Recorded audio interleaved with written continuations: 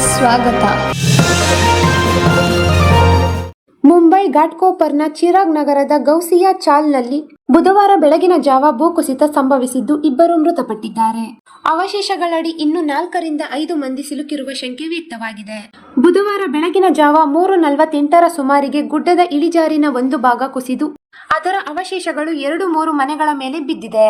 ಘಟನೆಯಿಂದ ಸ್ಥಳದಲ್ಲಿ ಆತಂಕದ ವಾತಾವರಣ ನಿರ್ಮಾಣವಾಗಿದೆ. ಮಾಹಿತಿ ತಿಳಿಯುತ್ತಿದ್ದಂತೆ ಮುಂಬೈ ಅಗ್ನಿಶಾಮಕ ದಳ, ಪೊಲೀಸರು ಮತ್ತು ರಾಷ್ಟ್ರೀಯ ವಿಪತ್ತು ನಿರ್ವಹಣಾ ಪಡೆ ಸ್ಥಳಕ್ಕೆ ಧಾವಿಸಿ ರಕ್ಷಣಾ ಕಾರ್ಯಾಚರಣೆ ಆರಂಭಿಸಿವೆ. ಅವಶೇಷಗಳಡಿ ಸಿಲುಕಿರುವವರಿಗಾಗಿ ಶೋಧ ಮುಂದುವರೆದಿದೆ. ಘಟನೆಯಲ್ಲಿ ಇಬ್ಬರು ಮೃತಪಟ್ಟಿರುವುದನ್ನು ಪೊಲೀಸರು ದೃಢಪಡಿಸಿದ್ದಾರೆ. ಇನ್ನು 3ರಿಂದ 4 ಮಂದಿ ಅವಶೇಷಗಳಡಿ ಸಿಲುಕಿರುವ ಸಾಧ್ಯತೆ ಇದೆ ಎಂದು ಡಿಸಿಪಿ ಗಣೇಶ್ ಶಿಂದೆ ತಿಳಿಸಿದ್ದಾರೆ.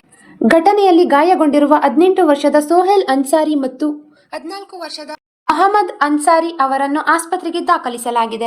ಸೋಹೇಲ್ಗೆ ತಲೆಗೆ ಗಾಯವಾಗಿದ್ದು, ಮೊಹಮ್ಮದ್ಗೆ ಬೆನ್ನಿಗೆ ಗಾಯವಾಗಿದೆ. ಇಬ್ಬರ ಸ್ಥಿತಿಯು ಸದ್ಯ ಸ್ಥಿರವಾಗಿದೆ.